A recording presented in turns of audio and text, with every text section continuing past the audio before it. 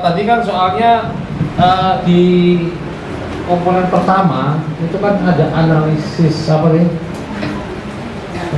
Karakteristik. Nah, itu apa saja yang harus disiapkan? Jadi terkait dengan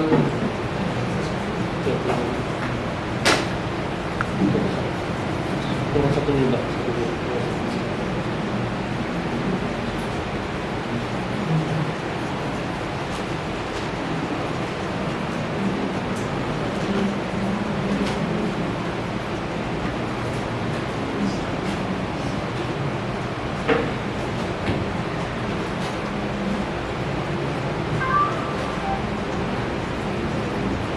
Jadi kalau kita berbicara masalah karakteristik ya sekolah ini, itu pada saat ada kepalanya Bu siapa tuh, Bu Nina, dengan sekarang beda lingkungan itu berkembang terus.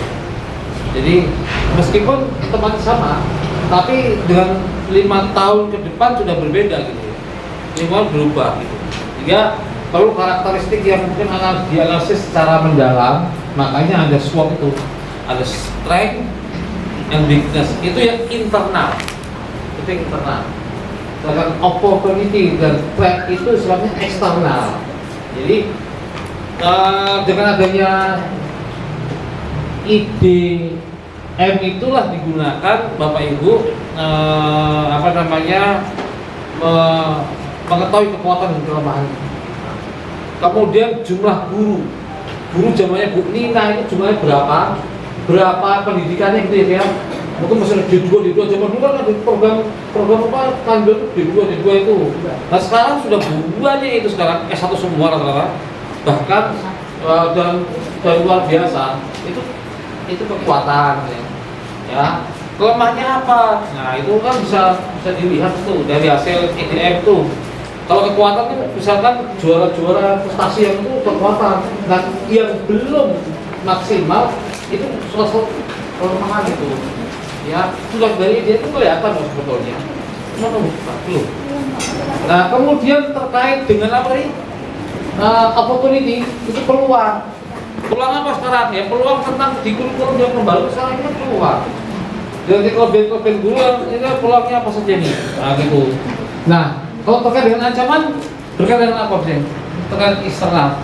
Ancaman berarti apa? Ancaman siapa? Ancaman MI ini dengan siapa? Kompetitif dengan MI yang lain dong. Iya kan? MI sebelah itu kan salah satu ancaman kita. Kalau kita nggak berbenah diri, tidak perlu ya mesti kita akan ketinggalan ya. Terus itu saat. Kemudian visi. Nah ini tadi kalau sudah disampaikan oleh Bu Aja visi tadi berarti adalah cita-cita. Jadi bahasa lain itu sebetulnya visi itu cita-cita sebagai kepala sekolah dan seluruh komponen guru termasuk tenaga komponen tadi itu pengen mau dibawa kemana ya, ini mau mewujudkan apa ya? Maka biasanya kata-kata yang pertama apa ya? Nah, ini bahasanya kata pertama apa ya? Bahasa misi itu kata yang pertama ya? Terwujud. Nah, berarti kan ini mewujudkan kan? Terwujudnya. Siswa-siswi tadi atau generasi penerus siswi yang berakhlak mulia, bisa kayak gitu kan? Terus koma lagi seperti tadi yang student building tadi, berkarakter, mandiri, inovatif, kreatif, semua itu adalah cita-cita yang mulia semua itu kan. Nah itu tapi didasarkan yang realistik juga lah, measurable juga, bisa terukur, bisa dipertanggungjawabkan ya gitu ya. Nah maka itu saya minta tolong lagi. Kali ini apa ya? Jadi setelah memahami garis-garis kurikulum Merdeka, ya, kemudian Bapak Ibu akan mempelajari bagaimana pembelajaran asesmennya. Silahkan itu dituangkan di dalam KUSP itu atau KOM itu, kembangkan di situ. Kemudian profil P5-nya seperti apa? Ya, terutama di petanya. Ya, Nah setelah ini baru kemudian Bapak Ibu akan merumuskan dari visi misi ini. Nah visi itu selalu mempunyai indikator. Nah ini indikator. Di dalamnya ada visi itu isinya apa sih sebenarnya di situ? Oh saya tahu. Tadi ada kata berkarakter, berangkat mulia, apalagi inovatif, kreatif, apalagi itu. Itu apa sebetulnya itu? Itu apa sebetulnya? Values-nya tuh. Values-nya nilai-nilai yang akan di indikatornya apa? Harus mengetahui indikator yang dari itu. Kalau memahami tentang nilai-nilai di situ, maka akan merancang misinya, gitu loh. Misinya, gimana cara misalkan ada berapa misalnya terwujudnya siswa-siswi yang berakhlak mulia, berkarakter, kemudian apa lagi? Berprestasi, ya. Kemudian apa? Kan mandiri 4 ya. Coba ciri-ciri indikator daripada berakhlak mulia itu bagaimana coba misinya? Nah ini yang Bapak Ibu harus Bapak Ibu pikirkan supaya anak bisa berakhlak mulia dengan cara misinya adalah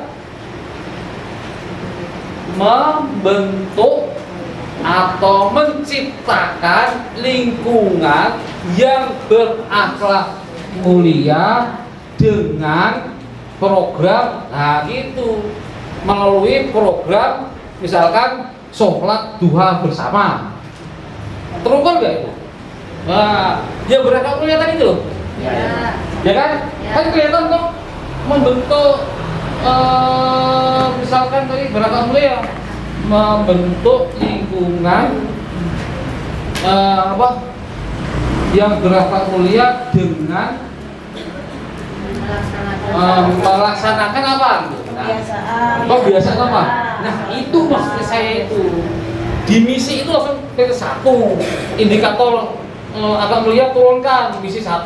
Nah gitu. Terus kemudian menciptakan misalkan siswa yang belajar sepanjang hayat. Value tadi ya, misalkan belajar sebagai pembelajar sepanjang hayat. Itu kan values tuh. Maka indikator itu bisa diwujudkan dalam misi menjadi apa? Merancang pembelajaran yang menyenangkan, menarik dan berdiferensiasi. Gitu. Terus itu misi yang berikutnya. Pembelajar yang sepanjang hayat itu supaya anak betul harus senang, ya, menyenangkan, menarik dengan menyusun program pembelajaran yang tadi menyenangkan, menarik, menyenangkan dan seterusnya, yang diferensiasi. Jadi itu ya. Coba lagi Pak, misi-misi ini adalah sebelumnya naikkan lagi. Ada berapa komponen tuh yang perencanaan tadi di kom tadi sebelum ini supaya isinya nggak mau lagi ya ampun, kenapa ya gitu ya? Nah kalau ini ya, ini prosesnya ini sudah karakteristik, misi, diorganisasikan pembelajarannya. Nah untuk yang warna hijau 3, 4, 5 ini evaluasi jangka pendek, setahun harus sudah evaluasi. Jadi RPP-nya, seterusnya penilaiannya itu setahun harus dievaluasi. Tetapi yang 1 dan 2 jangka panjang, 4-5 tahun baru bisa kita evaluasi. Ya, betul deh kalau gitu. Tadi ada 4 program. Betul.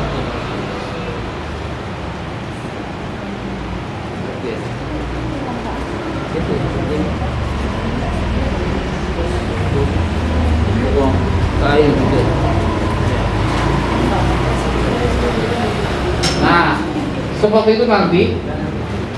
Tapi paham maksud saya ya, bahwa visi itu harus mengandung values jangka panjang. Belum terukur lah.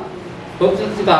Jadi menciptakan siswa belajar sepanjang hayat, kreatif, inovatif itu aja dulu. Silakan aja, tapi dengan dasar yang sangat realistis loh, jangan sekedar di tujuan nanti lebih mau. Nah, nanti tujuan akan lebih cepat. Tolong lagi Pak. Ini nomor berapa dia? Ini bisa sisanya ini. Sudah yang biasa ini. Nah ini, dan ada ini loh saya ini Boji. Mudah-mudahan sesuai dengan biasa ini. Jadi ada 4 komponen ini, isinya komputer ada 4 ini. Ada tambahan itu lancar-lancar, hati-hati. Dan manipulasi. Tambahkan nanti ya, tapi mudah-mudahan manipulasi. 5. Oh, 5. Iya. Kemana pendampingannya Pak? Ya ntar kontak besok. Ya udah protes. Kurang siji ya. Iya Pak. Bikin baru. Ya kurang siji makanya tadi itu ada kurang 5 tuh. Nomor 5 tuh. Merancang evaluasi pendamping itu. Mulai penelitian ini orang 5 loh. Mulai. Kesel Pak. Iya mau nggak apa-apa. Ya itu 5. Terus kan. Nah jadi nanti dengan PowerPoint ini tolong lebih operasional lagi. Oh iya sudah 5 Pak. Betul kan nggak bisa. Iya. Waktunya 2 Sampai menit lagi. 2 menit lagi. Nah, lagi belum yang ada visi misi tadi. Terus. Nah ini yang saya katakan SWOT-nya tadi ini SWOT-nya, ya. SWOT-nya tadi ini ada 4 komponen. Saat penganalisis ada 4 pilihan. Ya, cara menganalisis ada 4 pilihan, ada 4 pilihan. Yang di bawahnya coba. Satu lagi. Yang ketiga mungkin. Nah ini 5 pilihan. Yang pertama analisis dari yang pertama analisis kekuatan dan perbaikan madrasah dalam ranah perencanaan dan pengelolaan pembelajaran. Coba isi saja. 1 ya. Yang kedua itu dianalisis dari kekuatan dan perbaikan madrasah dalam perencanaan dan pengelolaan pembelajaran dengan mempertimbangkan sudut pandang peserta didik. Jadi dari IDM itu mungkin ada mungkin masukan peserta didik bagaimana kelebihan dan kekurangannya prestasinya bagaimana. Nah bisa untuk sebagian untuk merubah daripada peserta didik.